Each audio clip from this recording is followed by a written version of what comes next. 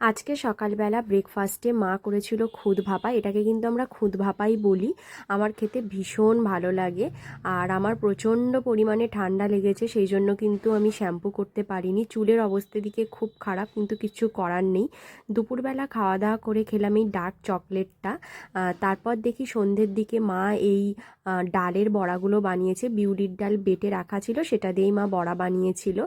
আর আজকে রাতে আমি ঠিক করেছিলাম যে একটুখানি এগ চিকেন রোল করব। এক টুকরো চিকেন আমি রেখে দিয়েছিলাম, সেটাকেই প্রথমে একটু মশলা দিয়ে ভেজে নিয়েছি। তারপরে রোলগুলো বানিয়ে নিয়েছি, একদম ঘরোয়াভাবে বানিয়েছি। যেহেতু আমার ঠান্ডা লেগেছে, শরীর খারাপ, তাই ভাবলাম যে একটুখানি ঘরোয়াভাবেই রোলটা বানানো হোক। আর একদম সিম্পল ওয়েতে আমি কিন্তু এটা বানিয়েছি, কোনো এক্সট্রা মশলা দিইনি। অন্য সময় কিন্তু আমি এর মধ্যে কাসুন্দি আরও অনেক কিছু মশলা দিই, কিন্তু এইবার একদম ঘরোয়াভাবে বানিয়েছি। আর খেতে কিন্তু খুব টেস্টি হয়েছিল। তো ভিডিওটা কেমন লাগলো কমেন্টে জানিও।